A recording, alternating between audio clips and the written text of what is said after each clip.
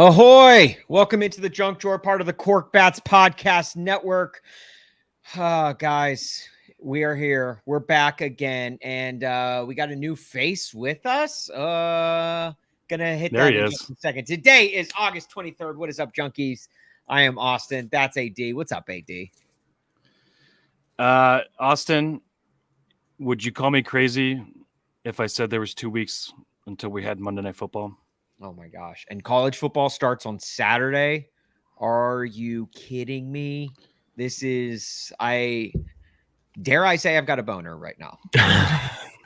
I've got a full-fledged boner. You wouldn't be able to tell. Raging boner. You wouldn't be able to prove tell. it. Not even a bump in my pants, but just trust me. You're gonna have to take my word on it. That right there, down there, is Kenny from the CineBoiz. What's up, Kenny? Hey guys, I'm so pumped to be here, and the reason why is because this is a sports podcast. This is right. The So CineBoiz is not a sports podcast. Right, we say it all the time. We say, "Look, we're not a sports podcast." So anytime somebody starts talking about sports, starts running their mouth, right? We gotta take them down So look, I got down a little bit. Yeah, I got the Chiefs shirt. I got the Chiefs. Oh, he hat. had to. He had yes. to. Yes, this is a sports podcast, and I'm excited to be here. So thanks for having me. I really appreciate it. No, thank you for joining us. We appreciate it. Now, the other day, I joined the CineBoiz, and we talked some movies. Yes. Again, it's not a sports podcast. No. And so I felt like, okay, well, now we can get Kenny on this podcast. And when I joined the CineBoiz podcast, AD, I don't know if you heard it or if you watched it, which, by the way, go subscribe to the CineBoiz if you like movies, if you like TV, if you like entertainment. They're great. They're your one-stop shop. Absolutely. AD, when I joined the CineBoiz, I was blindsided. I was I heard it. I was hoodwinked. I was led astray. Okay. I felt like freaking Ja Rule with Firefest. Okay. Bob just completely blindsided me and made fun of me for Derrick Henry. All right. All because of this thing. All right. All because of whatever the hell this is. Patrick Mahomes' logo, if you want to call it that. I think it looks cool. Yeah, it looks cool if you're a communist, maybe. Yeah. I don't know if you're aware of this, Austin, but they actually released today. The drop was today. It didn't sell out, unsurprisingly. Yeah, so shock. Well, yeah, I don't know if I would want to support this hammer and sickle logo. I did, yes. Okay, so I mean, they're not the best looking shoes. Right. I'll say that. I will say nice. though, that's a nice way of putting it. I would have bought them if I had permission from my girlfriend. I showed her a picture. I said, "Hey, can I buy these?" And it's not that I even really wanted the shoes. It's just that anything that has Pat Mahomes' name on it, I want. Right. So I was like, "Can I get these?" And she said, "No." So I do not own a pair. So but you know how they say PF Flyers give you the ability to run faster and jump higher? Mm-hmm. Do the Pat Mahomes shoes give you the ability to not score a touchdown in the Super Bowl? Or throw a sidearm? Which one is it? Okay. All right. Okay. I do want to say dumb in a helmet. Right. Okay. Fair enough. Okay. Here's what I do want to say, Austin. When you say that you were blindsided, you're right. I do apologize. I don't vet anything that they say beforehand. I had no intention of going there, but we went there. So I think this is well deserved. So what we need to do is we need to get Mob in this hot seat. Yeah. Right. So Mob is the perperpetrator here. It sounds like you're deflecting. Yeah. Mob well, 100%, but to be fair, no, I've been. That wasn't a fun Super Bowl. I'll just say that. So. No, I can't. This next Super Bowl will be a lot more fun because we're gonna win that one. Oh, that's weird. You heard it here first, ladies and gentlemen. You heard it here first. Wow. Get the tattoo. It's fine. Breaking news. Brendan Fraser. Breaking news. Brendan Fraser. Breaking news. Guys, early, ladies and gentlemen. Brendan Fraser. Breaking news. The Kansas City Chiefs will win the next Super Bowl. Okay. Yes, they didn't score a touchdown in the last one, but they'll win the next one. By golly. You know what? I'm not going to sit here and make excuses. We didn't win. Okay. Also, I love that literally a Steelers and a Titans fan making fun of the Chiefs fan for making the Super Bowl. Things could be worse. Things could be worse for us. You know how much I would give for the Titans to make it to the Super Bowl and not score a touchdown? That's a dream come true. I would give my left nut. I would. Wow. Well, after I'm done having kids. Oh, okay. Yeah. I did have a conversation with somebody last year, when not this past year when we lost the Super Bowl, the year we won the Super Bowl. Before we even made the Super Bowl that year, I did mention like, hey, it would be something. I think I would just be happy if we made it to the Super Bowl, because the year before we lost in the AFC Championship game, right. Like because an offsides called it. Okay, anyways, but that was so heartbreaking. So the next year was like, okay, D Ford, was that who? Yes, D Ford. Yeah. Of the Kansas City favorite of now the San Francisco 49ers, who we beat in the Super Bowl, which it was great. But no, it's the idea. It's like, okay, I've never seen this before. I've never seen my Chiefs in a Super Bowl. So just to get there would have been awesome. And then we won, which was even better. You get to go to a parade, all that stuff. So yeah. You've probably been to a parade, right, AD? Super Bowl parade? I like to imagine that's how the Browns felt after they unlocked those coolers after getting that first win. It was a very similar feeling. Right. Very similar feeling. Right. Hey, it is by law. We're required by law to tell you to please subscribe wherever podcasts are found. Like and subscribe. And also, if you're watching the live stream right now, you can comment along. The best ones will get used on the show while we are talking. Make the show better. If you've got something to add to anything that we're hitting on, please join along. Tap in, just comment, whether you're on Facebook, YouTube, Periscope, however you may be watching. You can comment along and make the podcast better. And if you are listening to the podcast, please, we encourage you to subscribe to this podcast now. But before we get into Good, Back, Ugly, our staple segment, we do have to ask Kenny to quick name a woman. Reba McEntire. Wow. I've been waiting for this. I've been listening every week, and I listen to AD just be I would kill at this. There's no doubt in my mind. And any other time during the rest of this recording, hit me with it. I'm ready to go. Okay. AD is on this podcast every single week. I still don't expect it. 67 weeks and counting.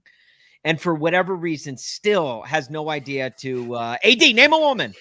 Barbara Streisand. Okay, all right. Better. Can you name a song?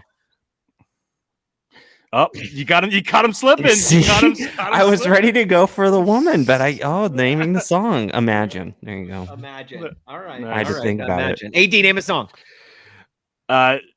Oh, geez. Here I am laughing at him. Under the bridge. I'm just gonna go down the Red Hot Chili Peppers. Red Hot Chili Peppers. That's AD normally goes to a Red Hot Chili Peppers song for it. So, all right, let's get into Good, Back, Ugly. A chance to hit on the good of the week, the back of the week, and the ugly of the week. So, AD, as we normally do, why don't you go ahead and get us started off? What is your good of the week? Just gonna come right out here with it, guys. Excuse my dog barking in the background if you can hear that. Yeah, sure. But the milk crate challenge. I almost couldn't say it. That was my back of the week. But that was your back of the week. So are you ready to get into it here? Or let's get into it. Should I wait? 100% get into it.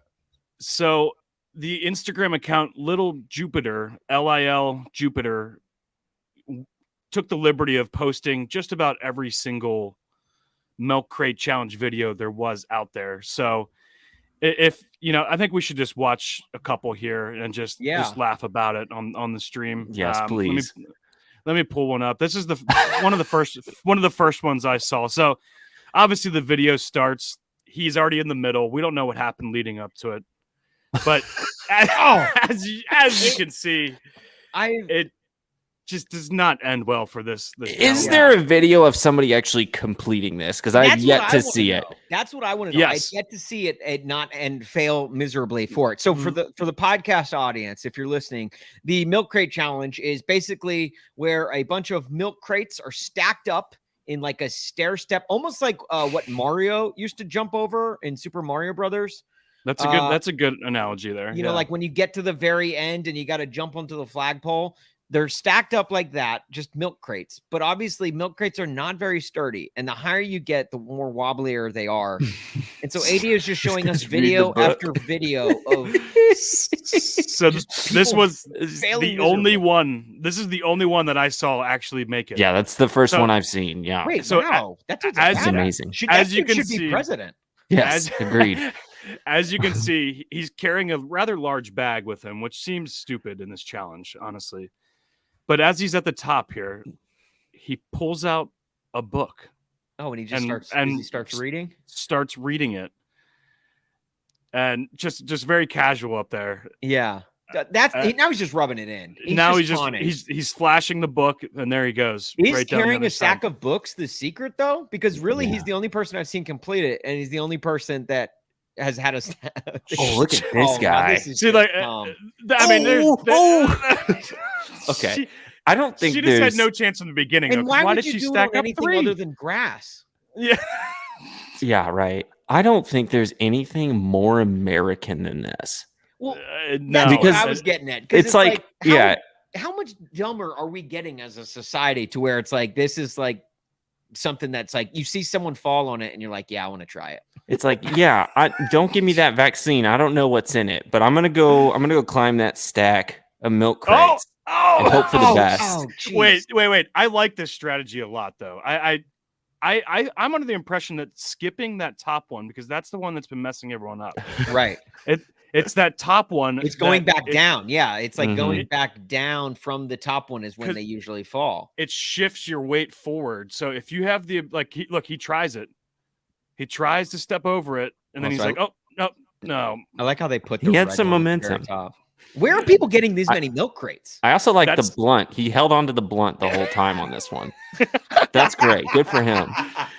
There's also a video out there of someone actually rolling a blunt as he's going up the crates and completing the blunt as he goes down the crates. Now that's just multitasking. There are 2 people on record that I have seen actually complete this challenge. So was one of them the blunt rolling guy?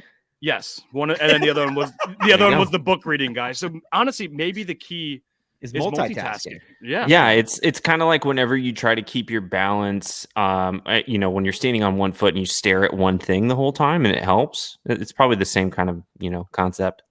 Where are people getting this many milk crates? Lou Williams, he's still in the Clippers, right? He asked that same question. He said, where are all these milk crates coming from? Like, is there a shortage of the people that actually need these milk crates? It's like the milkman's like, I can't deliver anything this week. Yeah. Like I don't have any crates. If you're expecting a milk delivery this week, best of luck, because your odds are it's not coming in because people have to do this challenge. Also, look, the OCD in me, credit the people that are like actually stacking these up to where it's like the red is like the middle one on the top. The top one. The orange is the middle. Like they're very oh my god. That's a rib breaker right there. Oh my gosh. You know what I blame? You know who I blame for this? I blame Mark Zuckerberg and I blame Danny Tanner. Bob Saget. Okay? Because Mark Zuckerberg, essentially with Facebook, heightened the viral video. Okay, E-Bombs World probably started the viral video. Mark Zuckerberg only heightened it. And then Danny Tanner, Bob Saget, host of America's Funniest Home Videos growing up. Every Sunday night, we all watched it with our parents or whatever. And we realized, oh, this is the height of comedy right here. Right. The height of comedy is making it onto America's Funniest Home Videos. So those 2 men responsible for just people wanting to do this. And like, they're like, hey, worst case, I fall, I bash my skull in, but at least I'll go viral. And that's the silver lining. And I love the one comment, hospitals right now. And it's like 50% COVID, 50% milk crate challenge. Right. We're literally in the middle of a pandemic that is hospitalizing people, and we're like, you know what? Just what else can we do to get there? What else can we do? Baby. Let's do something else that will almost assure us a bed in the hospital. Yeah. Jeez. Just unreal. It's just, how far up would you guys make it? Oh, I think I would be in the same boat of, I think I'd be fine going up. It's the going down part that'd be really hard because like I have trouble going down like stairs that are stable. Like I have a funky knee, and so sometimes my balance gets a little bit off. Going up's just fine. So yeah, I think I'd make it halfway. I'd make it to the top. I'm definitely not making it all the way through though. That guy almost made it. If he would have just like kind of sprinted down. He thought taking off his shoes would help. No. See, I wouldn't take off my shoes because those milk crates hurt to step on. Yeah. It would hurt a little bit. I do like that most people have been putting either so this one was a blue one on top, and then the other one was like a red, maybe an orange. Yeah. And you get to the top whenever you hit that the colored one. Yeah. So I think I think this is only the beginning for these videos, and there are literally so many milk crates. There are so many milk crates. I bet if you go behind a grocery store, you could find some just discard it. I don't know. I haven't really gone shopping or searching for milk crates lately, but I feel like if that would be my first place to start is behind a grocery store. So do you remember when cup stacking got big back in the day, and they started selling cups specifically for cup stacking? Yeah. Stores should start selling milk crates. We have a ton of these in the back. The milk crates that you're not using anymore, just use them, or just sell them, and people will freaking buy them just so they could bash their skull in. Right. It's like opening up a folding table store in Buffalo. There is a market for this now. Yes. Yeah. Right. What's dumber, the Buffalo fans doing the folding table, breaking folding tables at tailgates, or anyone trying a milk crate challenge? Well, actually, another question: will we see this at tailgates this year? Will this be an activity? Because Buffalo fans will travel anywhere and break a table. So, right. We could be seeing this all across the nation at this point. I hope so. What fan base is going to start this as their tradition? It's got to be in Green Bay, man. That's probably where the most milk is. You got to make all that cheese. Oh, hey, that's a good point. Great point. Great point. I was going right for Jacksonville or something along those lines, and that you were thinking with your head there, Kenny. Yeah. Also, I could just see a really stupid fan base doing it, the Raiders. yeah, the Raiders in Vegas, just in the middle of the desert. I almost said Oakland. I forgot. Yeah. They're in Vegas. They'll probably do it in Oakland too. Yeah. Why not? It's fair enough. Most of these might be in Oakland. We never know. Yeah. It could be. All right. Well, AD, nice job. Good stuff. I'm glad we that was my back of the week, so I'm glad we kind of double teamed. I'm sorry to take that, but yeah. No, look, you got to do what you got to do, and the milk crate challenge is literally all anyone is talking about. It's sweeping the internet right now. This just shows you how bad we need football back. Yes, we're talking about walking over a bunch of crates here, If football season was here, we wouldn't be doing the milk crate challenge. It's people's choices right now are let's get on these milk crates or watch the Little League World Series. And it's the milk crate sounds so much more enjoyable. And the Little League World Series is always one of those sporting events that we like the idea of more than we actually like it. Yeah. Yeah, I the thing that it always reminds me of is that yes, football's probably 3 weeks away at this point. So I'm happy when I see it. But I'm not going to sit down and watch a bunch of kids from the Midwest and a bunch of kids from Florida play a shitty baseball game. Okay. No, it's not happening. Oh man. All right, Kenny, what do you got for your good back or your good of the week? My good of the week. Okay. So my good of the week is being mistaken for an NFL player in a coffee shop. So it's kind of personal. But I like that. I was having a really hard time coming up with something, but this just happened today and it made me feel so good. So I was at my local coffee shop. I was working on a blog post for Korked. I don't know if you've heard of it. Check it out. Very nice. Korked.com with a K. Yes. Korked.com with a K. I was wearing this hat. So you see it. It's a Kansas City Chiefs Super Bowl champions hat. I go to the counter to order a coffee and the guy goes, "Were you in the Super Bowl?" And I was like, no, believe it or not, you can get these hats even if you weren't on the team. And I don't have I'm not in terrible shape. I'm not, No, I'd say you're in good shape. Yeah, I'm in pretty good shape. Yeah. But nothing about my body says anything about being on an NFL team. There's no position that I could play. Like long snapper. I have no discernible like muscles in my leg really. So it's like I couldn't kick. Maybe I couldn't be a long snapper. But I'm not very tall. I'm like 5'10". So like, I mean that's not super short. 5'10" but guys. So this is not an NFL body. So I was like, no man. No, I'm just a big fan, and they were in the Super Bowl a few years ago, and they won it. And he's like, "Yeah, that makes sense."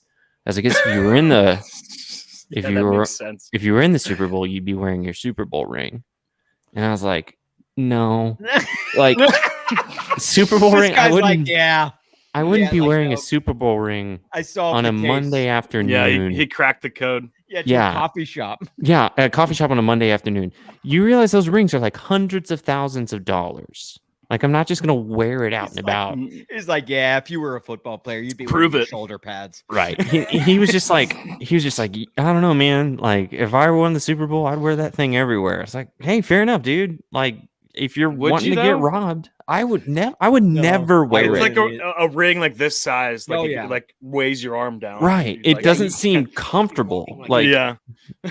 Yeah, like it doesn't seem comfortable. It's so expensive. Like the only time I'd ever wear it is like at like maybe like the Hall of Fame ceremony. Yeah, right. But, just like special dinners, special occasions. Yeah, football related special events. He didn't even think you were a certain player. Like he wasn't like, oh, you're Brody Croyle. Like no, like he was like. That would have been awesome. Brody Croyle's so handsome. Brody Croyle's a great looking dude. But yeah, no, people don't talk enough about how it wasn't anybody specific. He was just like, "Oh, you're wearing the hat. You must have been on the team." It's like, thanks. So tell me more about this guy. Was he like a hipster? Was he like super like? He's just probably kind of nerdy. Probably in college. He's college kid. Enough to know what the Super Bowl is at least. Like, right. He saw your hat. And was he was aware of it. I feel bad for that guy. He saw that hat and he's like, "Oh my gosh, that's an NFL player." And then, thinking like only NFL players get those hats. Yeah. So I found one in the wild, and then you just completely pulled the rug out from under it. It could be the fact that Austin is not I live in Austin, Texas. It is not a professional sports town. It's only a college sports town. So whenever you see somebody wearing a Super Bowl champions hat, you think, "I've never seen this before. Right? They must be a Super Bowl champion." So, well, let's just play this over again. Let's go back and say, like he asked you, hey, did you win the Super Bowl? And then you said, yes. Yes, I did. Yes, I did. Yeah. Kenny, next time you're at a coffee shop in Austin and someone asks you, did you win the Super Bowl? You have to tell them, yeah, I did. Yeah. And then you say, he says, what position did you play? And then what's your response? Safety. I think there you go. Ooh, safety. I mean, that was convincing too. Wow. I was convinced. For a second there, I thought you played safety. The best way to lie is confidently and fast. That's true. Yeah. That is very true. Mm-hmm. I would have told you to just make up a position and see how far he knows his football. Yeah. Just been like, fair enough. I play bazooka. And you're like, what is? He's like, oh, okay, cool. Like he won't test you on it. Texting all his friends, like, I just met the bazooka player from the Chiefs. Yeah. He's pretty skinny. Yeah. It's kind of shocking. Yeah, I guess most bazookas are that size though. So yeah. The camera just makes him look bigger. Oh my gosh. Here we go. Look who's in. Mob from the CineBoiz. Kenny's affirmation. Kenny's teammate, I guess. That guy was looking for an NFL style tip. Oh, okay. Wait, was he a bartender? No, he was just a barista. Or a barista, I mean? Yeah. Mm-hmm. He was the barista. Yeah, barista. Bartender. Was he? Same thing. I gave him a 50-cent tip. A 50-cent tip. Yeah. Okay. Mr. Moneybags over there. Yeah, well, here's the thing. Take it easy. I feel conflicted about coffee shop tips. I know I should, but like it's also like, I don't know. It's like also like when you do like takeout. To-go orders, that's the other thing. Yeah. During COVID, I felt kind of like, all right, yeah. So I feel like I should because they're not getting tips anywhere else. Now it's like we're back out of that for the most part. Yeah, right. Do I leave a tip when I'm the one doing most of the work? I drove over here. I'm walking in to get the bag. Okay. And you're picking it up. They're not handing it to you. Right. Nobody's, waiting on me. Right. So. If they came from behind the counter and walked their coffee to you, then I think, they're deserving of a tip. Of course. That's definitely deserving of a tip. And or if the barista is super cute, definitely deserving of a tip. He was. That's why I got that 50 cents. I gave him a little wink. All right, my good of the week. I'm trying to think. Oh yes. Okay, so my good of the week, guys. Miguel Cabrera. Okay. I'm sure you guys heard Miguel Cabrera. Just this week he went Yahtzee for number 500 career home runs. That's like, first of all, there's like 26 guys, I think, in the 500 career home run like club, which is like, it's becoming less and less prestigious. It's kind of like the SNL's like 5-timers club. It's like more and more people are joining it. And so it's not as prestigious, but it's still a monumental thing. Like fitting 500 of anything is massive. And so Miguel Cabrera hit 500 this week, which one is just, that's awesome. And Miguel Cabrera is like always, like he's such a likable dude in the sport. But the reason I'm bringing up Miguel Cabrera in my good of the week is not just for the fact that he hit 500. Miguel Cabrera, which actually before I get into why, correct me, tell me this, guys, is Miguel Cabrera one of those guys who, like, we all know is really good, but no one really cares about him outside of Detroit or Miami? Maybe a little bit of Miami. Like, yes. how do we feel? Yes. Like, let me poll the room real quick. How do we feel about Miguel Cabrera?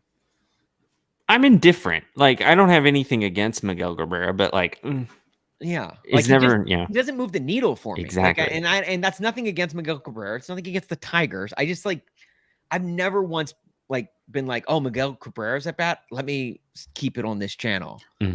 Well, and you know what I would have said if you asked me about him? I would have said he still plays. And look, and judging by the look at him, not to body shame, but I don't know. You could argue maybe he doesn't. we could say the same for Pujols probably too. Miguel Cabrera, yes, both of those guys looking a little thicker in everything that he does. I mean, if I had to guess his age, I would probably say older than Tom Brady. Which, do we even know how old Tom Brady is? I feel like not enough people talk about how old Tom Brady is. All I know is he had a birthday recently, but yeah. All right.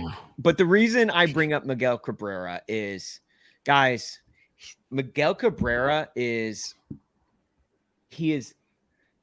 currently sitting at 2,955 career hits, meaning he's 45 hits away from 3,000. Okay. With only 36 games left in the season. Guys, Miguel Cabrera is currently living out the plot of Mr. 3000 with Bernie Mac. I forgot about this movie. Wait, wasn't the... Okay. I haven't seen that movie in forever, but I thought the plot of Mr. 3000 was that he retired before he hit... before he hit 3,000. So the plot of Mr. 3000 is he retired with 3,001 hits. Okay. But after he retired, someone crunched the numbers and realized he had only hit 2,998. That's right. Okay. You're right. So he had to come back out of retirement, get back into shape, something Miguel Cabrera probably needs to do, and hit his 3,000th home run or 3,000th hit. This is them crunching the numbers right now. So like at his retirement, like, Mr. 2997 was the plot. So guys, Miguel Cabrera, is he going to get to 3,000 hits? And if he doesn't, does he stick around for a whole nother season just to try and get that 3,000th hit? Because you can't end it like 2.9 in the 290s. No. 2.990s. Well, and you knew he wanted to get the 500 home runs too. So this is right. Definitely on his radar. So I mean. And so if he's 45 hits away with 36 games left to play, you got to you got to give him a green light on every pitch. You've got to start him every game. The Tigers are out of the race. Like, they're not making the playoffs. So like, just play Miguel Cabrera every single day and let him just swing at everything. Right. If I'm Miguel Cabrera, I'm not retiring until I get 3,000. But the moment I hit it, I'm retiring. You're retiring. So it's like it could be into this season. It could be in the middle of next season. But as soon as I get it, I'm like, all right, I'm not coming to work tomorrow. You could be in the middle of a game, standing at second base after a double and just being like, hey, that's it, guys. Thanks. I need a pinch runner. Runner, and I'm out. My time. I'm coming out. I'm coming out of the game, and I'm not playing again. Yeah. I just think So it's funny. We just talked about how, like, does Miguel Cabrera move the needle for you? Like, if you're not a Tigers or maybe a Marlins fan, I think he moves the needle for me now. I want this guy to get 3,000 hits. I want to watch every single at bat for the rest of the season and hope that he gets 3,000. I'm going to be paying attention. That's for sure. Oh my gosh. Anyway, rest in peace, Bernie Mac. Yeah, I was going to say the same. Yeah. Gone too soon. And Stuart Scott in there too. Oh yeah. Wow. What a sad trailer. Scott. Yeah. And Tom Arnold. Rest in peace. Well, Tom Arnold's not dead. I just his career might be. Yeah, his career is definitely dead. That's for sure. All right, AD, what do you got for your back of the week? My back of the week, and I think I said off the top that we are 2 Mondays away, and it's actually 3 Mondays. So I'm sorry about that. Embarrassing. Well, that's still a lot sooner than I thought. It's a lot sooner. Yeah, I'm going to end the broadcast. We'll restart this thing over. Bring us back. Yeah. Welcome into the Junk Drawer, part of the Korked Podcast Network. But believe it or not, I received something in the mail today that actually made my day. Oh, wow. And how do I know it made my day? Because it straight up told me, this is going to make your day. Got it. He's got it on screen. All right. Who thought that 2% back on groceries would make your day? Yeah, right. That's what it looks like, a credit card offer. You're right. Exactly. But you rip open the little page here, and I received, and I'm not sure how, but I received the Insider's Betting Digest. Ooh, baby. Wow. And there's a nice little picture. I'm not really sure who's on the cover of that there. Just some random football player. But this is for college and pro. So I've got insider access to anyone out there looking for it. So if you need help getting back in the game, a guide to a winning season, I'm your guy. Yeah. Is that like Back to the Future Part 2 Sports Almanac good? Is this a great Is that what we're talking about here? It has the appearance of that, yes. AD, did you mail this to yourself from the future? Just for this podcast, yes. So, and actually, I can go through team by team here and fill out their entire season for some reason, as if nothing will change throughout the season. Like, do you have like betting odds for each game right now? No, it doesn't even have that. You have to write it in yourself. So, it's literally just a scorebook, like for a baseball game. As if I don't have a phone in front of me that most likely has all that information readily available. So, I guess the cool thing is that I have all the teams' buys on here. So if you want to that'd be helpful for your fantasy football draft. The only good thing it has going for it. I guess it's got, last season's stats, some useful information. The Bengals have a week 10 bye, in case you're wondering. Good to know. We've got a couple key additions, losses. Looks like there's also like a Bitcoin ad in here. I mean, this thing is jam-packed with information for anyone looking to start their betting career or, be a member of the betting society this year. And so what is it called again? The Betting Insiders? It is the Insiders Betting Digest. Insiders Betting Digest. So this is essentially like the Phil Steele college football preview, but for bettors, right? Can you guys see that there? Wow. It looks really official. Legit. Yeah, it looks real legit. So and if you were to buy this off the shelves, which I'm sure many people are, it would cost them $5.95. But wow, it was sent to me, and it's probably because I'm such a good bettor and like my name's out there on some list or something. But but yeah, so that made my day getting that piece of mail. So I mean, like, look, you could say they hit the nail on the head right there. They absolutely did. It was pretty on brand. Opening this up, would I have thought it was that? No. Nothing better than a betting magazine that makes you write in the spread yourself. Like so you have to the do odds. all the research. Basically, what they gave you was like a daily planner that is Like sports related. A template almost, yeah. Is the editor of the Insider's Betting Digest the most lazy human on earth? Or the smartest. This is 70 pages of useful information here. So this is useful information that you are going to put in there. Does it right for myself? It has college in there too? Yeah, it's just got like everyone's schedule basically. So I got Clemson's. We've got even like Charlotte 49ers. Oh. Florida Atlantic Owls. We got a bunch of stuff to look at here. Oh, it's by division then it looks like. And it's just or conference rather. It's just their schedules. Just the schedules. Yes. That is literally the worst. That is the biggest waste of paper. Some tree had to die for that. Does the editor of Insider's Betting Digest not realize that the internet exists? And that's a great question. They do have a website, so that makes me think that they do realize that it does exist. But we also get a sneak peek into overall returning production for certain college teams. So Pitt this year, my Pitt Panthers, they are returning 82% of their offense. So it could be a great year for Pitt. That's where the Insider's part of the Insider's Betting Digest comes from. Mm-hmm. If you would like any other information, just DM me, reach out. I'll get you hooked up. I'm going to tell everybody this year I got a guy. We're I'm going to make the worst bets, and then I'm going to blame it on you when I lose and say, this is what my guy said. We're currently sitting on the Korked Bets Twitter account. And this is the start. This may be the fall that we started off. And you might be our guy. You might be our guy to start. Should I be the off admin for that page? Yeah, Korked Bets on Korked Twitter. Bets. Man, geez. All right. Well, there you have it. Kenny, what do you got for your back of the week? My back of the week. Okay, so I don't know if you can really count it as a back because this guy has been around and it seems like he will always be around. Like he's never going away. But Clint Eastwood, I'm gonna CineBoiz this for you. Yeah, sure. Bring it into some movies here real quick. Yeah, definitely. Clint Eastwood has a new movie coming out next month, Cry Macho.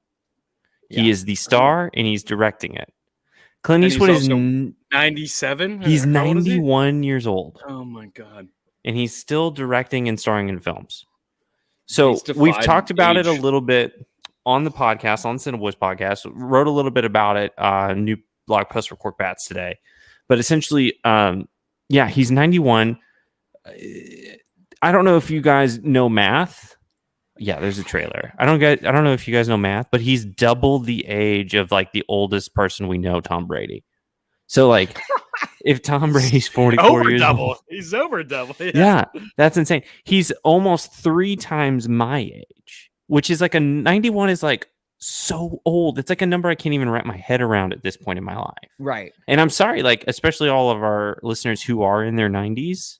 Right. Like I do apologize, but like we do have a big demographic in the 90s, so be watchful of your words. Yes, I'll be very careful, but like I think about like people in my life who are older, and it's like they're nowhere near 91 years old, and so the fact that he's still making movies, and it looks like it's gonna be decent. I'm not like super interested, but it doesn't look by any means bad.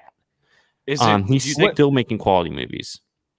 Yeah. What did we say on CineBoiz the other week? Like it looks like a mixture of Gran Torino meets The Mule. Yes. Like 2 of Clint Eastwood's most recent movies. Yeah.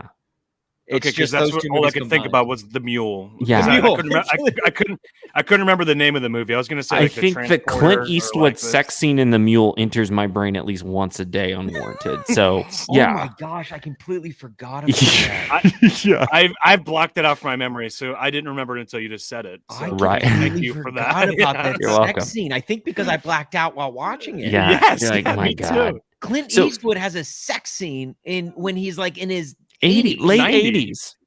Well, yeah, when that movie came out, it's probably like 88, 89. Yeah. Oh my God. But whenever that he made Gran Torino, that movie came out in 2008. I remember sitting in the theater thinking like, okay, this is probably his last movie. Like Yeah. this is probably Yeah, right. it. And like, this is a good one to go out on. Good for you, Clint. And here we are Go out on top, yeah. almost 13 years later. And he has another movie coming out. And like, I honestly think that he will make it to 100 and still be directing. Like, I wouldn't be shocked at this point. Does he like, is he down bad financially? Like, do we need to, like, does someone need to sit him down and be like, hey, Clint, you can chill, dude. You don't have to do this. I think it's a case of, when you get older, if you don't have something to do, you die a lot quicker, apparently. That's what I've heard. Where he's like, okay, I love doing this. I'm going to keep doing it until I physically cannot do it. And because he's doing it, it's prolonged his life. Okay, this is to me, this is Clint Eastwood. This is Eastwood doing like this is basically his career right now. He will be doing movies. He will be making movies until he looks like the dude from Indiana Jones and the Last Crusade who drank from the wrong Holy Grail. Like he already looks like that. He already looks like he looks like this guy right here. This is Clint Eastwood making movies. Just after he ages and drinks from the wrong Grail, Clint Eastwood is making. He's still directing movies. Imagine being directed by that guy. Imagine like being on a Hollywood set and being like, I need you to run that back this time for me. I'm like, if I'm an empty chair and I see that guy coming, I'm scared to death. Yeah, no wonder that empty chair spoke at the convention. It was like, he was intimidated. But it's Clint Eastwood has always been intimidating, but now that he looks like this, he looks even more intimidating. I have an honest question for the both of you. Who is older, Eastwood or Anthony Hopkins? Eastwood. I think Anthony Hopkins is in his early 80s. He just looks older. Anthony Hopkins just looks older than him. Yeah. Okay. Like that's it. I think that's probably the most shocking part of how old Clint Eastwood is that he does not necessarily like seem like he's that old. Yeah, and he hasn't for years. But Anthony Hopkins, I know he's not directing like Eastwood is, but I mean, he just seems so much older. Yeah, he's still around. He's still making winning Oscars, Westworld, and what else was he in recently? He just won the Oscar for Best Actor for The Father. That's right. I'm just glad that Anthony Hopkins isn't making sex scenes. Yeah, it's good. I'll pass on that. I'm not gonna be able to think about anything else other than the fact I'm glad I could put that back in your brain. Why that? Like, I legitimately blacked out when I watched The Mule and saw Clint Eastwood have a sex scene, and now it's all I can think. Imagine the young girl, because the sex scene is with a young woman. Yeah, in that movie, like she had to get on his pruny body and do things. Yeah. They had to pay her a little extra in the contract to do that. Oh my gosh. Yeah. You feel lucky, punk? All right. And so let's quickly change subjects. I'm sorry I brought that up. My back of the week, since AD took mine, I've got a new one real quick. A new study. Guys, death is back. Death has made its way back, and a new study has taught us. Oh, yes, I saw this. Eating one hot dog takes 35 minutes off your life. Wow. 35 minutes, guys. Is that? I feel like that's hot dogs are asking a little bit much from us. Am I wrong in saying this? Well, how does Joey Chestnut feel reading this article? Yeah. Oh God, bless him, man. I mean, he should be dead by now. I mean, he should be dead in more ways than one. I mean, he should. I'm sure Joey Chestnut probably just assumed that he's going to die probably 4 years sooner than he was planning to, just based off of how much he consumes on hot like on a 4th of July. But like, yeah, imagine that. So what someone do the math. AD, do the math for me. 70, what did he do this year? 75? 76? He broke his old record. Do 76 times 35. Let's Yeah. figure out how many minutes this dude has. Must be a slow news day at the New York Post. It always Actually, is this a seems slow like a news day. very quintessential New York Post article. Right. Yeah. And I'm sure it happens like after the hot dog eating contest every year. Like, so what was it also? It was 74 times 365. Is that what you said? Yes. 27,000. No, 76. 76. Do 76 times 35.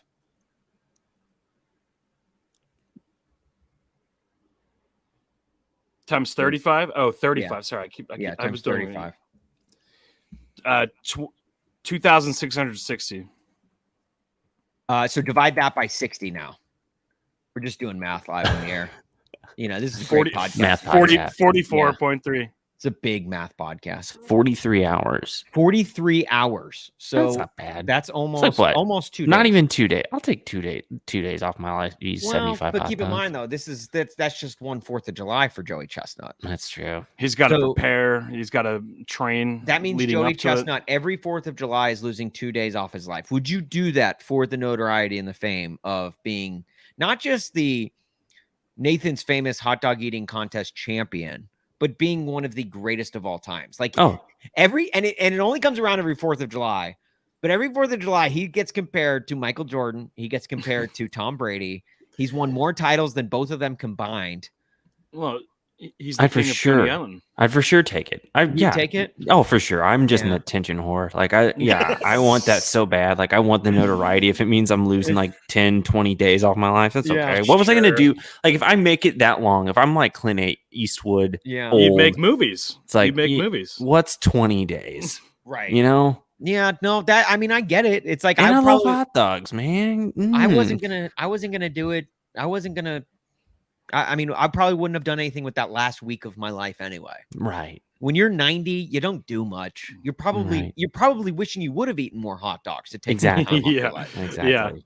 Yeah. Imagine like the fit people. They're gonna be here until they're like 120. But with modern medicine advancing and progressing, they're gonna be 120, still living around like waiting and being like, oh, I should have just pigged out. All my friends and family are dead. No, thank you. Like Yeah. I'd pass. I'd That's rather on die you. early. That's on Yeah. you, fit people. Like I that's- want to. I don't want to be feel the sorry for first fit to people. go. Like I want to be the first to go. I don't want to be the guy waiting Right. around while all my other friends die. Life is a party, and you never want to be the first one to the party. You never want to be the last one at the party. So Exactly. you want to be right there in the middle. And fit people, they're going to be sad because my family died. Well, I have no remorse for you, fit people. Like, why are skinny people still running? Yeah. Like Stop. like you've done it. Just making us all look bad. You've accomplished what you're the whole reason you're running. You're skinny. You don't need to keep running. Yeah.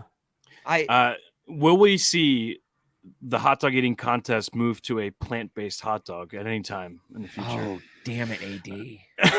I think it is in Brooklyn. I think it would they there? require. Yeah. I think it would completely change your ability to eat that many. Well, actually, I don't know.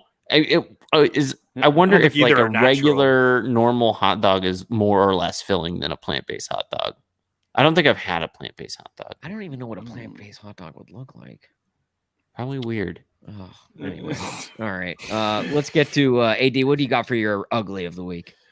Patrick Mahomes. No, I'm kidding. I'm kidding. That's Patrick Mahomes being hated on Twitter. That's mine too, man.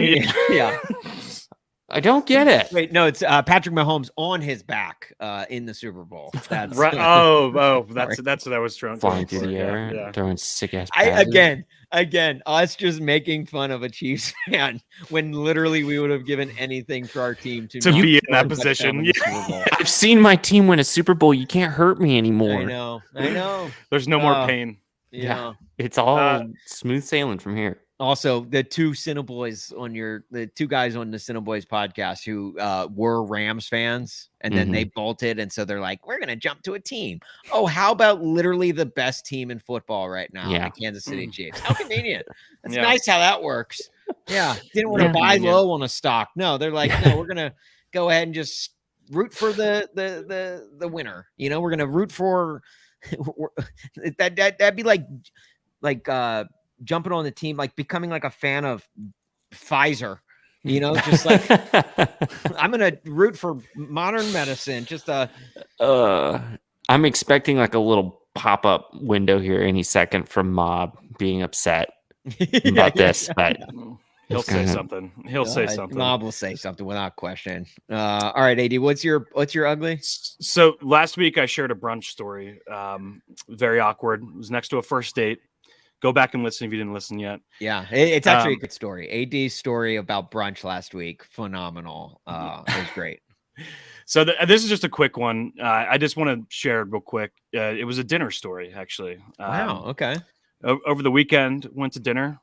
It was an Italian restaurant. A little bit of an old school type feel to it. You know, kind of small on the inside. A bunch of tables close by. First time being there, actually, so it was a good experience. But we walk in, and we had like just made the reservations like 15 minutes before, because we were like scrambling to find a place to go.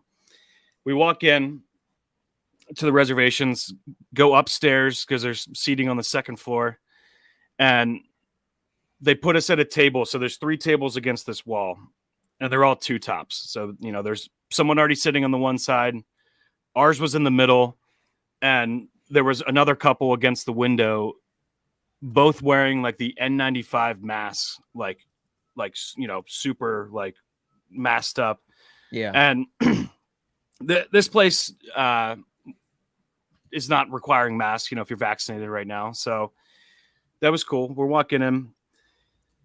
They sit us at this table in the middle, and you could already tell the people that were to our right in the mask were a little uncomfortable. There was like, you know, they had that, like, they were like looking around, they had that look on their faces, and they're sitting there, and you could tell they just got there right before us. They hadn't ordered anything, hadn't ordered a drink or anything.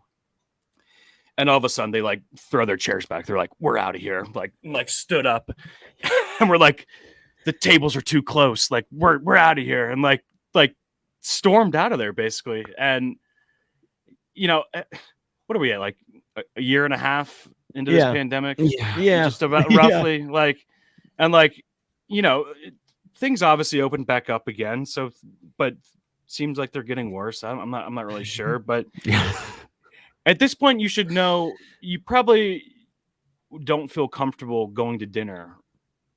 You know, like it's like why did you choose of all times to go out to dinner right now and then make a big deal about it? This was on a Saturday night.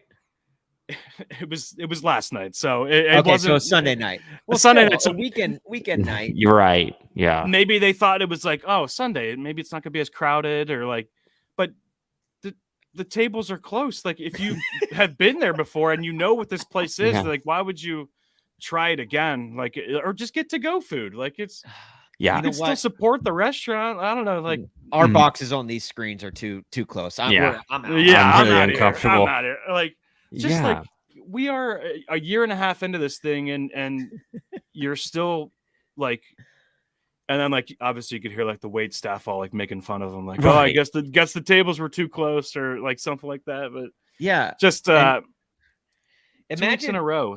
Imagine going to a restaurant in like Los Angeles or New York, where, like, I'm not joking you when I say this, Meredith and I would go out to dinner occasionally, and like it felt like we were sitting at a table of 4, like to like how close these tables were. Yes.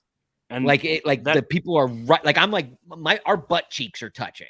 Like, we are literally like just butt buddies sitting on the sofa. Like, that's how, or sitting on the chair. Like, that's how close we were. And like, imagine being in a restaurant like that during all of this while things are opening back up. I mean, probably, you know, spacing out the tables a little bit more. Right. But. And that's sort of what happened at brunch last week. Like, obviously we could hear their whole damn conversation. So it was like very close, but after they left, because they were on the end, we asked to move to their table because we didn't want to be right next to the people. Right? So Fair it kind of enough. worked to our advantage a little bit. Right. Yeah. Yeah. But they were like, all right, you know, if someone wants this table, you're like, we'll sit them here. I was like, obviously you're going to do that. And someone comes in solo and sits at the table that we were sitting at before. Huh. And like, if the tables are that close, I don't know. It's one of those things where like, you feel like you can't talk very loudly because then you think they're listening. Right. Yes. Yeah. Especially when the person there alone. That's the worst part. It's not a matter of getting close COVID. seating tables. Yes. Yeah.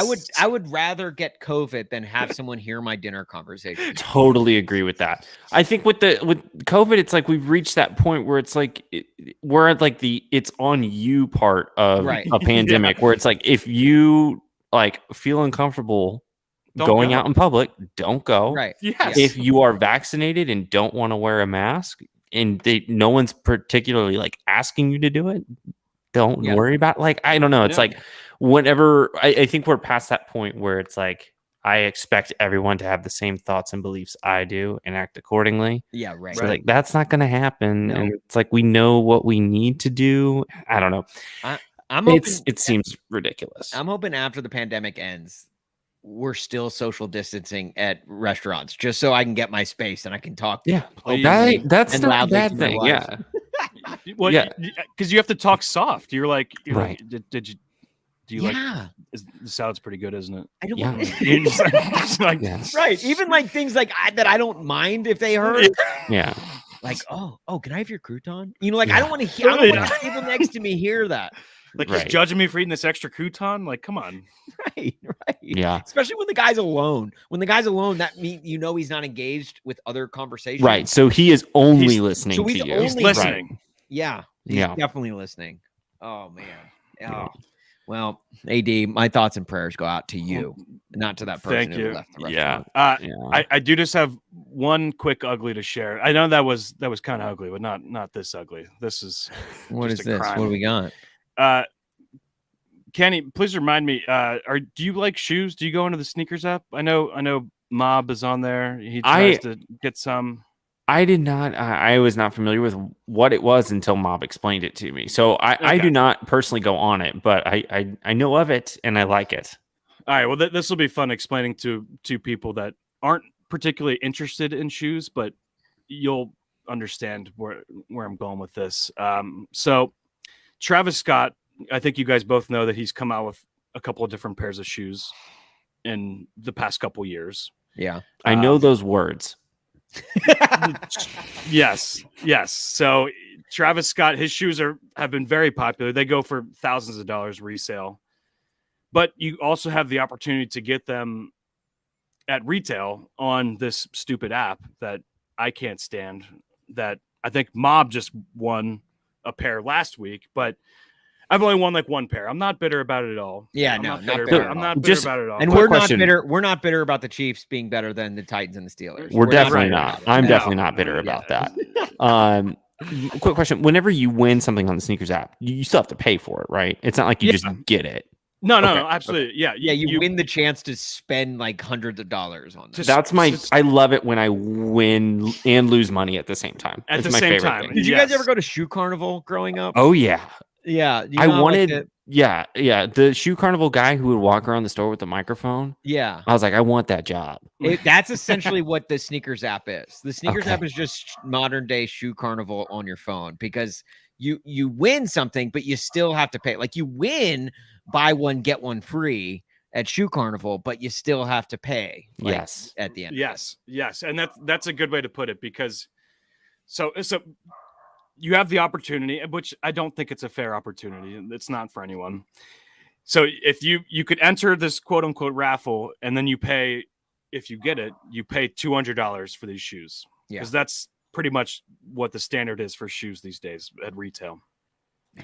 So Isaiah Thomas, just like the rest of us, did not hit on sneakers. He didn't win the raffle. He didn't win the opportunity to buy them at retail.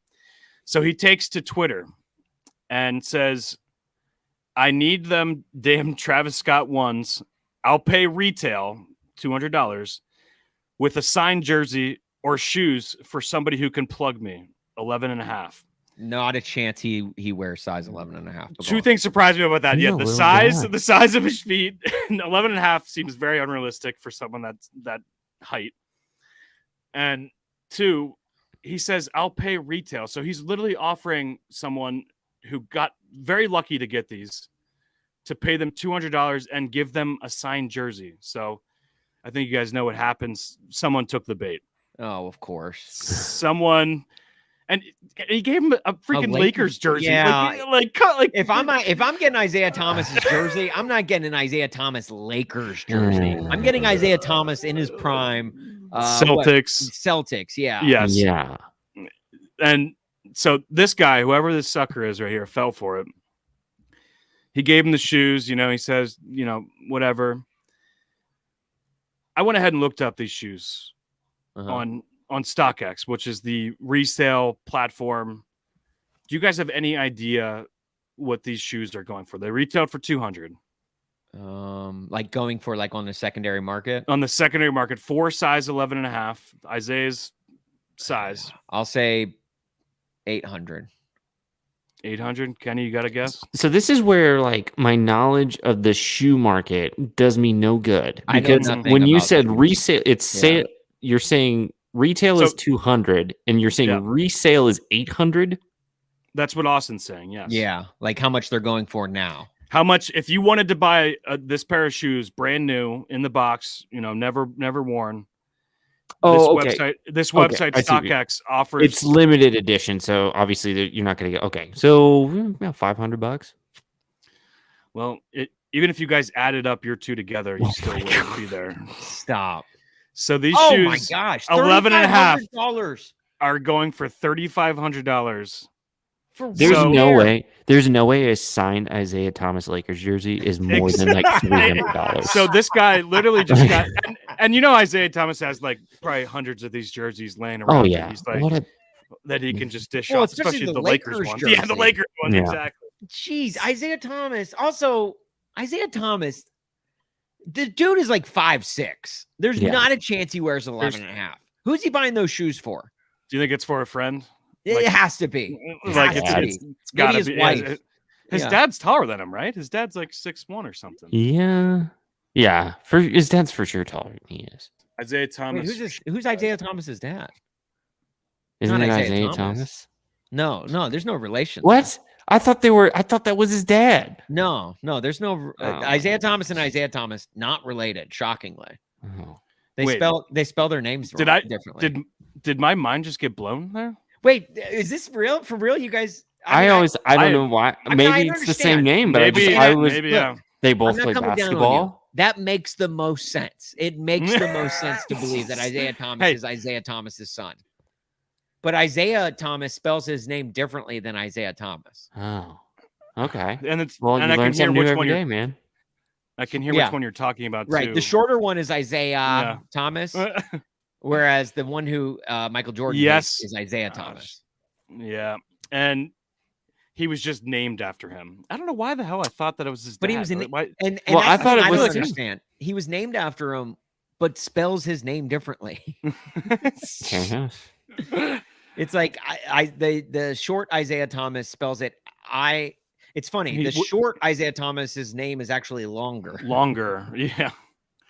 Gosh, well, now it's like the only novelty I had for little Isaiah Thomas was just the fact that his dad's Isaiah Thomas. Now that's gone. I don't give a shit about Isaiah Thomas. Yeah, anymore. You know what? Yeah, he doesn't deserve to be back in the league. I think we're good on that one. Yeah, I always rooted for him to play for the Pistons, just like his old man. Just like his dad.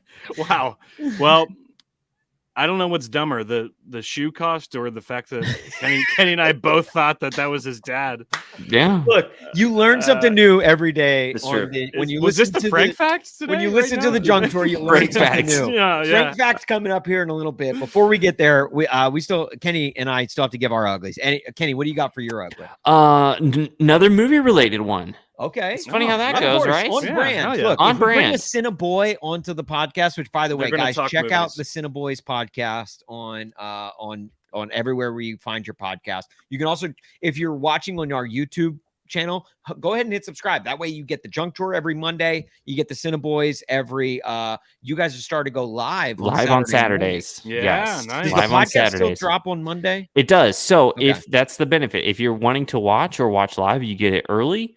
However, if you are if you're an audiophile and you'd rather listen to it in your car or on your Beats by Dre, it drops on Mondays. So yeah.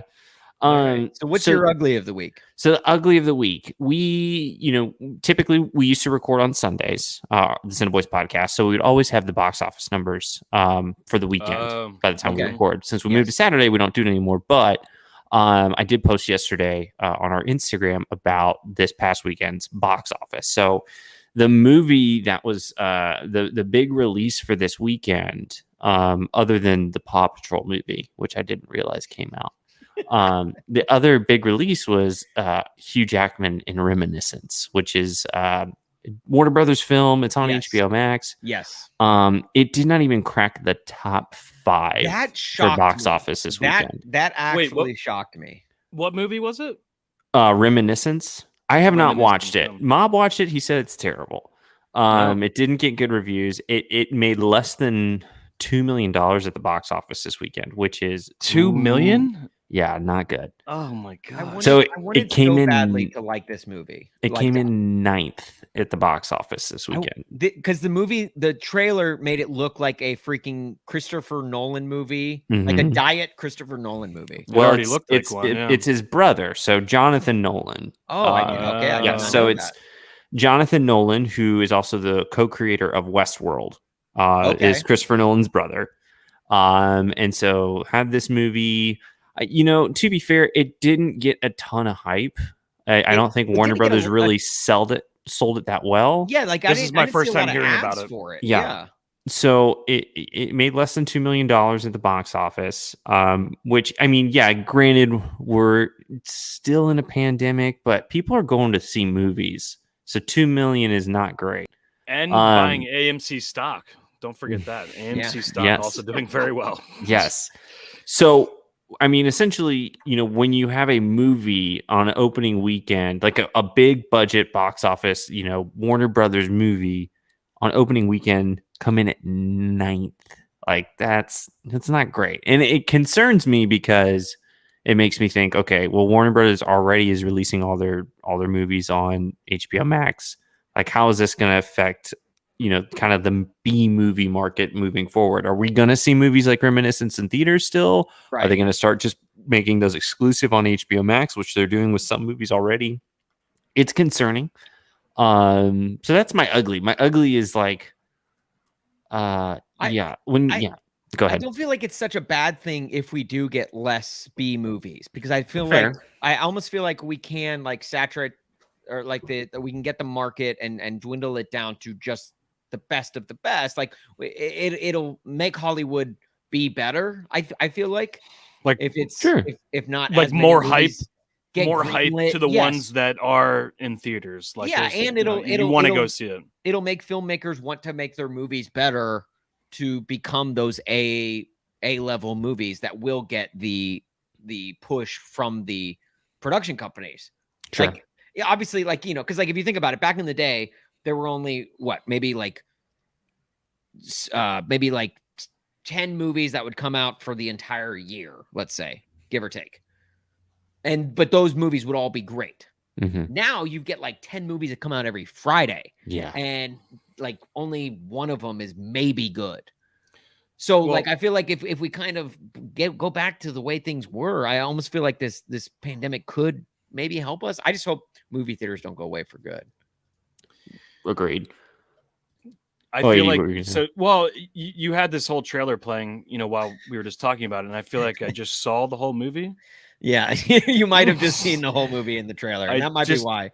Not quite sure how it ended, but it seems like I've got the whole entire gist now. Mob is in, and he the aforementioned Mob, who watched this movie this weekend, says, I'd rather read a book than watch this movie again. So that's that should tell you. That should tell you everything you need to know. So, man, I that's sad because I feel like the Tyra Banks GIF Like I was rooting for you. We were all rooting for you. I wanted that movie to be great because I was really excited for it. And now that it sucks, I'm not feeling so good. Yeah. Okay. All right. Hey, Free Guy, number one in the box office, by the way, this week. Is it worth seeing? Is it worth seeing? Yes, great movie. All right. Free Guy is a good time at the movie theater, so I do recommend it. It is getting incredible rating, like incredible reviews. For that one, you have to go to the movies, right? Yeah. I mean, I would recommend it.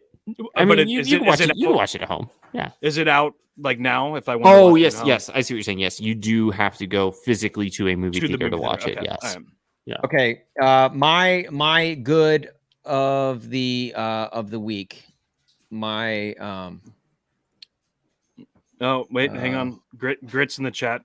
He saw Free Guy. Not bad. Hey, if it's Grit approved, you know. Wow, it's Grit approved. Yes, if Grit went and saw it, then yeah, hell yeah. Then that is as good of a review as you can get. Grit, I'm gonna go see it. Thank you. This is gonna give it a not bad. So. Is it only in theaters? Can I watch it on streaming? Only in theaters. Okay. Yeah. I mean, I prefer to go and see movies in theaters because I want to save the theater industry. But... We saw it in the theater last weekend, and I had a moment where I think I'm getting old because I actually had to write a review of the theater, or they like sent me like a review. It's for Alamo Drafthouse, which is a really popular movie chain down here.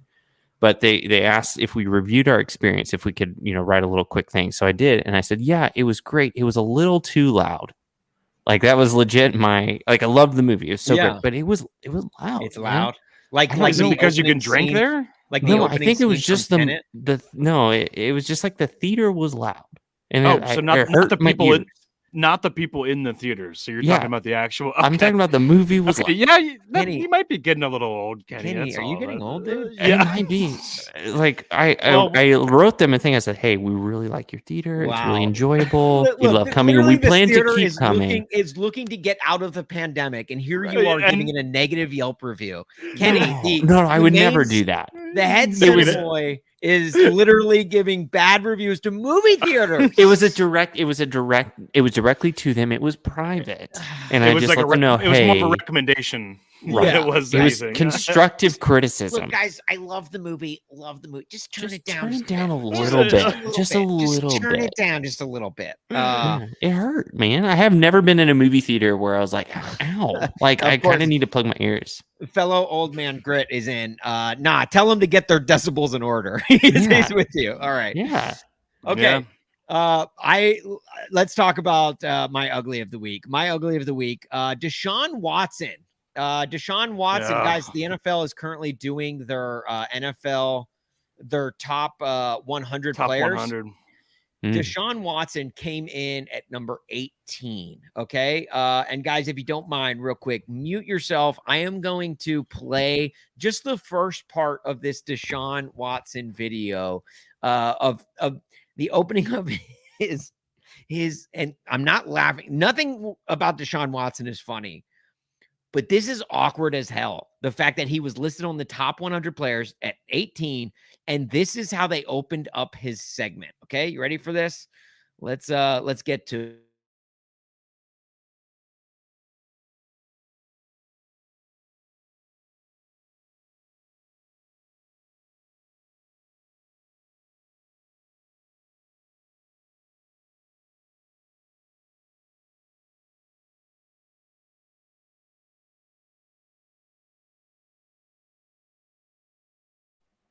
Austin, I don't know if it's playing the sound. I can't hear anything. Yeah, I can't hear it. He still has himself muted. Austin, you're muted. He still has himself muted. I just realized that it was coming through my computer speakers. I don't know. Damn it. Son of a bitch. I don't know how to get this to freaking work. Well, all right. Well, basically the gist of it though, right? So they go through the list of the top 100 players. Yes. It says yeah, go ahead. You mean the top? Wait, hold on. You mean the top 99 players who aren't Patrick Mahomes? Yeah, thanks, Kenny. Yeah, I had to give a shocker. That moment of silence for that. Shocker. Oh, here we go. All right, I found a YouTube link for it. Maybe this will help. I don't know. Anyway, keep talking, AD. Well, but the gist of it. So as they announced the top 100, I think the top 20 maybe they go through and like it's like a little bit in depth, like and has like they interview other players and like talk about the players, how good they are, you know, how much they changed the game. And then they bring up Deshaun Watson, and it's like 2 minutes of just highlights. There's no play interviews. There's nothing like really good said about him. And I think probably the large part of it is because he's still under investigation, but it's just very awkward. And you'd think that like the NFL media staff would pick up on that, unless they just did it on purpose to be diabolical, but just straight up not interviewing any players about him, not letting anyone talk about him. And then it's up, and here it is. We'll try to mute. Yeah, maybe if just Kenny and I mute, maybe. Oh, damn it! No, it's just coming through my freaking computer. All right. Yeah. The guy says nobody knows I can hear Deshaun Watson will take the field again. His future is uncertain. This is like the Hard Knocks voice too. But his talent is unquestioned, that is probably the problem. That is everything that is wrong with football and the things that Deshaun Watson is going through right now. But the way they just phrased the way they literally phrased that, yeah. The contradiction of "but" contradicts everything you said prior to it. So he says, you know, there's no question that, you know, but then he goes, but his talent is unquestioned. It's like, well, why would he even be included in this list? Yeah, what you could say is Deshaun Watson is very talented, but he could be a total monster. Right. Yeah. But yeah, he could never see the field again, potentially. Yeah. It's like one of those things where it's like, hey, NFL, I don't think anyone would be upset if Deshaun Watson just sat this year out. Like if he wasn't included in this year's top 100. Other than maybe a few Texans fans, which who cares about them anyway? I don't think anyone would be like, where's Deshaun Watson? How can you eliminate Deshaun Watson from this list this year? It's like extenuating circumstances. Okay. I think he could have sat. But also, let's back up. Who cares about this list?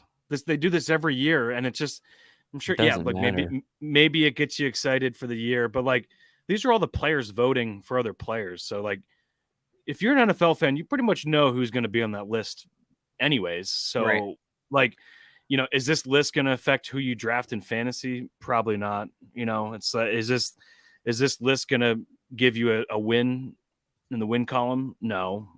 Like, and I think I also saw something. There wasn't a single lineman in the top 30 of this list. Yeah. Right. So people who are legitimately protecting all these other players who are the top 20, top 25, top 30. And you're going to say that the players blocking for them don't matter. Right. I think it's time to respect linemen. Sure. I mean, if all the offensive linemen weren't hurt for the Chiefs, for the Chiefs, sore subjects. They're very important. I can tell you that for a fact. Better than top 30 important for sure. Yes. Not a single Derrick Henry rushed for 2,000 yards last season, and not a single one of his offensive linemen made the Pro Bowl and or was listed in the top 100 of this list. Really just kind makes you scratch your head. Yeah. Also, Derrick Henry, I'm really hoping he's number one on the list at the end of the season. There's a chance. There's a chance. Fingers crossed. It would be the first time Derrick Henry gets the respect he deserves. All right. Let's get into our Frank fact of he's showing off one right there. There you go. He would have a jersey. I got multiple jerseys, multiple shirts with his name on it. Jersey, jersey, and a jersey. All right, pretty guys, soon to be wearing his shoes. Time for the Frank fact. Frank fact. Don't yeah. Tell me. Yeah. No, it's cool. It's cool, Kenny. You like communists. That's awesome, dude. Hey, you know what? If that makes me a communist, you know. Yeah. I'm as red as the day is long. Wow. Wow. Cool, dude. Yeah. Geez, it's a great time. Great time in the world right now. My mom is somewhere being very upset over that. I was going to say, great time in the world right now to admit tell her not to listen to this week. Yeah. Cool. So, guys, make sure you subscribe to the Communist Boys podcast. Yes. CB, Communist Boys. The Commie Boys podcast. Hop on in, fellow comrades. All right. This week's Frank fact. You ready for this? I'm so excited for this. A man named Charles Osborne got the hiccups in 1922. And that's the rank fact. No, I'm kidding. A man named Charles Osborne got the hiccups in 1922. They did not stop until June 5th, 1990, for a total of 68 years with the hiccups. My man had the hiccups for 68 years. This guy sounds like a rookie. I know some really good tactics for getting rid of hiccups. And if I were around, I would help. They weren't invented yet. All right, Kenny. Yeah. All right, here we go. By the time you got rid of them. Before we get out of here, your top 5 tactics. Okay. Well, there's one really big tactic that I like to use. So essentially what you do. Let's do a quick power ranking of your tactics of how to get rid of your hiccups. Okay. So you breathe in really slowly through your mouth. Make it. Is this number 5? This is number 5? No, there's only really one way to do this. And this is it. But it would be all top 5. Plural. You breathe in really slowly for 7 seconds, hold for 7 seconds, breathe out really slowly for 7 seconds, hold for 7 seconds. And do that a few times. Yeah, unless you're drunk. If you're drunk, then you're fucked. Was this guy drunk the whole time? All those years? For 60 years? Well, it started in 1922, which was during Prohibition. So he definitely didn't start drunk. Well, unless he found himself a nice little speakeasy. Yeah, maybe he's a bootlegger. He did have to live through the Great Depression. So we'll give him that that's true too. Yeah, I'll say this: if he were drunk the entire time, makes sense. If you think about the eras he had to live through from 1922 to 1990, he saw some shit. I could imagine he was probably drunk for most of it. Like World War II, the Civil Rights Movement. Vietnam War. Like my man was probably drunk the entire time. Yeah. So no wonder he had the hiccups. Whenever you first said it started in 1922, I thought you were going to say it ended in 1923. I was like, damn, that's a long time. Like, yeah, it's like over a year of hiccups. But then when you said 60, I was like, who is this guy? Like, who that's at what point does it become more on him than anything than the hiccups? I mean, at that point, you got to be trying everything you could think of to get rid of those things. Like, you can't just accept the fact that you have them for that long. Like, can you have the hiccups for that long and not be anything other than single? I feel like, that'd be tough. That'd be a tough sell. Go 5 minutes for the opposite sex without my wife yelling at me. Yeah, you get in trouble for it. I get it. Yeah, my wife is like, "Shut up! Go to the other room. Stop it! Stop your hiccups. Stop existing." Yeah. If that guy had kids, do you think they would come out hiccuping? Good question. Yeah. Grit has a question. Is your favorite genre of movie, Kenny? Your favorite genre of movie? Would you say it's a rom-communist? A little Ted Lasso reference there. Yeah. Ted Lasso. Yeah. Ted Lasso. Yes. Yeah, I would say I'm a rom-communist for sure. That one was free. Oh yeah. In fact, you know what? Let's hit Grit with that one. Thanks, Grit. That one's free. That one is free. No, I mean technically it's Ted Lasso's, but Grit brought it to the. We'll give it to him though. That one was free. That one was free. That one was free. All right, Kenny. Before we get out of here, how can we? What do you want to plug? What can we plug? Other CineBoiz podcast? Yes. So every Monday, go subscribe to the CineBoiz. It's spelled CINE, like a cinema. CineBoiz, BOIZ. Podcast. Guys, go seriously. If you like movies, you like entertainment, that's they are a part of the Korked family. So definitely go check them out. For sure. Yeah, that's the best way. Apple Podcasts, Google Podcasts, Spotify, all the big places, subscribe. Obviously subscribe to the Korked YouTube page because that's where you're going to find a video of our podcast. And the video is always more fun. You see our faces. We got cool slides, animations, all that good stuff. Twitter and Instagram at the CineBoiz. You follow us on social media. We also have an email address, CineBoizPodcast@gmail.com. We don't get a lot of emails. So that's really what I'm here to do is to plug the email. Guys, email us. Email questions and topics. What is it again? The CineBoizPodcast@gmail.com. Kind of long, but worth it. Yeah.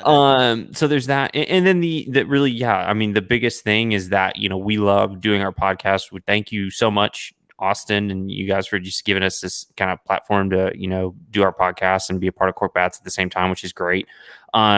Saturday mornings, 9:30 Central Time. We might change the time, but for the most part, this seems to work. But we do record live on the Korked Bats YouTube page every Saturday morning at 9:30. So have brunch with the boys. Yes, it is a great time. And I think what makes it more fun now is that we do it live. So it's a whole other energy. It's, we're really interactive with our community and with our chat. So you get a lot of people jumping in during the live stream, commenting along during the show and adding kind of like you guys do here with this, with this podcast. You can add to the show, make it better, and make it more entertaining and interact. Lay your thoughts out live while it's airing. Definitely. And that's like, we love that aspect of doing a live podcast. So if you have the time and are available, always hop in. We might change the time because we have had people that have been regulars in the past say like, hey, that's kind of a bad time for me. We have people all over the world who join us on Saturday mornings to be a part of the podcast. So CineBoiz. It's great. CineBoiz. We have a great time every Saturday. So. And Kenny, you got a blog coming?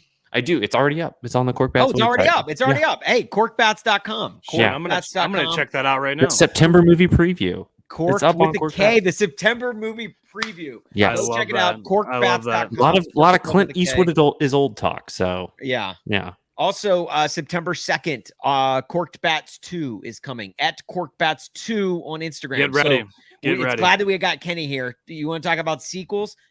Kenny, real quick. Top 3 all-time sequels. Godfather 2, Dark Knight, and Korked Bats 2. Korked Bats 2. There we go. Great, good answer. Hey, Family Feud. Good answer. Good answer. All right, so that's gonna do it for us. Go follow at Korked Bats 2 on Instagram.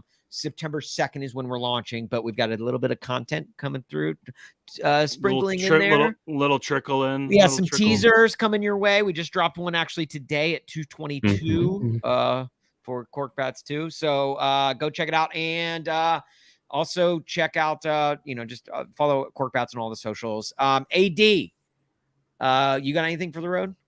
Oh, you can see it back here.